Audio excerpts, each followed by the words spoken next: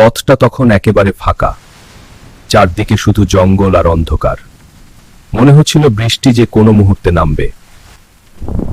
গতিক কিন্তু ভালো দেখছি না, বৃষ্টি নামলে বড় মুশকিল হবে।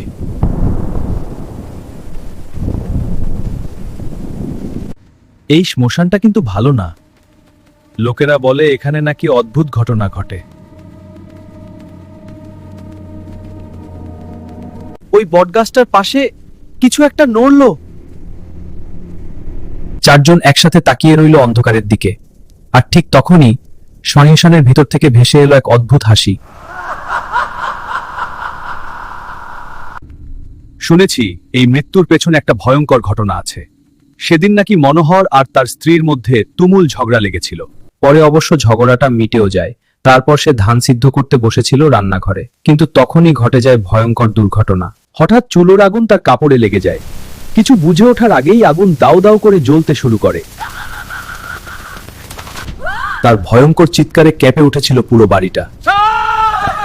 ঠিক তখনই মনোহরের চোখে পড়ে ঘটনাটা। আমি আসছি, পানি দিয়ে নে বাপ। সে তাড়াতাড়ি দৌড়ে এসে এক কলসি জল ছুড়ে দেয় স্ত্রীর দিকে, কিন্তু তখন অনেক দেরি হয়ে গেছে। আগুন যখন নিবল, মাটিতে পড়েছিল একটা ঝলসানো নিথর দেহ।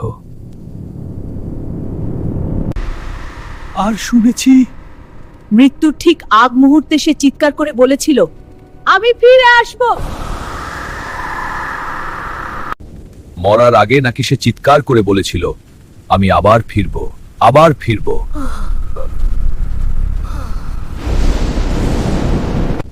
এই কথাটা শুনেই চারজনের বুকটা ক্যাপে উঠল। চিনু ফিসফিস করে বলল, এই সময় এসব কথা বলছিস কেন? যার মৃতদেহ কাঁদে সে যদি আবার নড়ে ওঠে, এই পরিবেশটা খুবই অদ্ভুত লাগছে। ধুর বোকা, মরা মানুষ কি আর নড়াচড়া করে? ওটা তো শুধু একটা নিথর দেহ। তবুও কেন যেন খুব ভয় লাগছে। ওর পোড়া শরীরটা দেখলেই গা শিউরে ওঠে।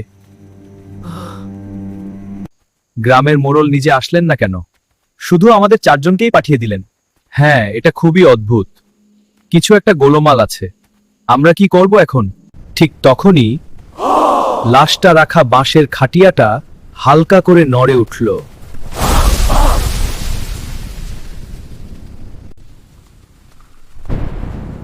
ঠাকুর, আমাদের রক্ষা করো যেন কোনো বিপদ না ঘটে। ঠিক তখনই রামদা বলল, এই তোরা হরিধ্বনি বন্ধ করলি কেন? শ্মশান পর্যন্ত আমাদের হরিনাম করতেই হবে। কিছু দূর যেতেই অন্ধকারের মধ্যে দেখা গেল কালীডাঙ্গা শ্মশান। নদীর ধারে পুরনো সেই শ্মশানটা কুয়াশার মধ্যে দাঁড়িয়েছিল। শ্মশানের ভিতরে ঢুকে তারা ধীরে ধীরে লাশটা নামিয়ে রাখল।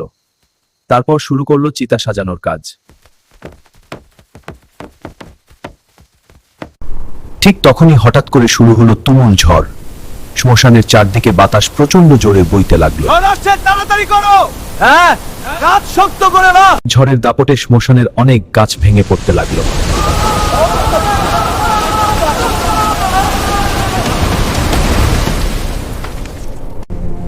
এই যে ঝড় শুরু হয়ে গেল, মনে হচ্ছে বৃষ্টি নামবে। তাড়াতাড়ি কাজ শেষ কর।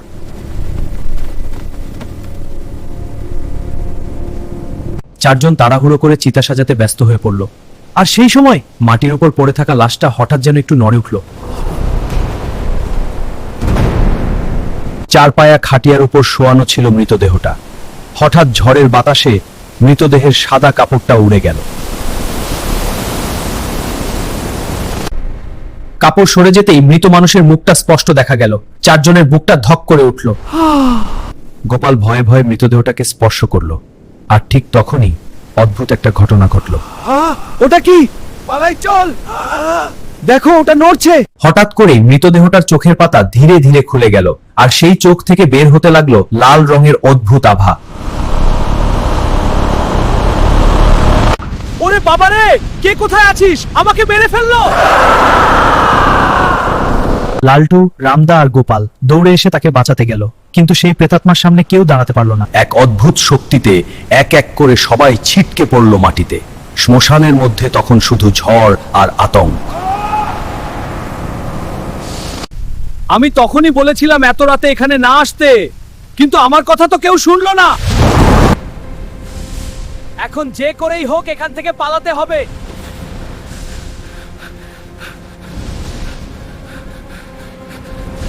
প্রতিশোধ হয়, আমি প্রতিশোধ নিতে চাই। আমার অতৃপ্ত আত্মা পুরো গ্রামটাকে ধ্বংস করে দেবে। আমার স্বামীও রেহাই পাবে না। কথাটা বলেই হঠাৎ করে সেই প্রেতাত্মা অদৃশ্য হয়ে গেল। চারপাশে আবার নেমে এলো ভয়ঙ্কর নীরবতা। চিনু দৌড়ে শ্মশান থেকে বেরোনোর পথের দিকে ছুটল।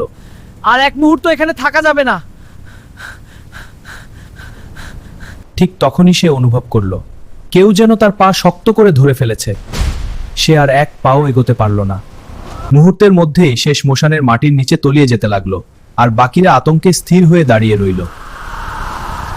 যাক বাবা, মরেছে বাঁচা গেছে। সারাদিন শুধু আমাকে জ্বালিয়ে শেষ করতো। এই নে, জোরে জোরে বাতাস কর। আরো জোরে। এই যে করছি। তা যা বলেছো দাদা। অমন লক্ষ্মী ছাড়া বউ নিয়ে সংসার করা যায় নাকি? ঠিক তখনই বাইরের সদর দরজায় হঠাৎ করে টোকা পড়ল। থাক থাক থাক। দরজার শব্দ শুনে অনুপমা ভ্রু কুঁচকে তাকালো। এই অসময়ে আবার কে এলো? হ্যাঁ? দাঁড়াও দাদা, আমি দেখে আসছি কে এসেছে।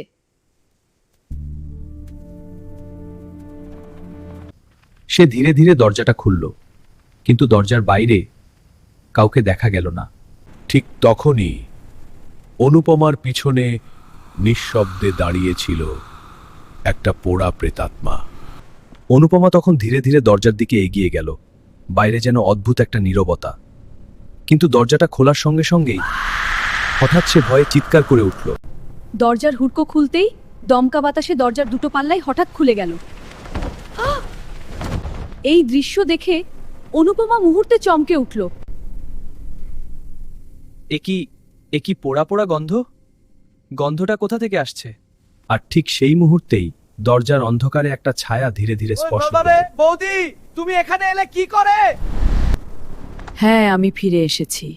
মরে যাবার পরেও আমি ফিরে এসেছি। আমার হিসেব এখনো বাকি আছে। আমি যে কষ্ট পেয়ে মরেছি। আর তুমি এখানে বসে রসনা তৃপ্তি করছো? আজ তোমার শেষ দিন। কিন্তু তুমি তো মরে গিয়েছিলে।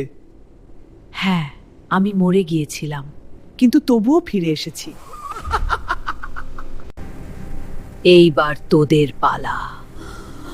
আজ তোদের শেষ করে দেব। কথাটা বলেই সে ধীরে ধীরে হাত দুটো বাড়িয়ে দিল, আর সামনে দাঁড়িয়ে থাকা অনুপমার দিকে এগিয়ে গেল।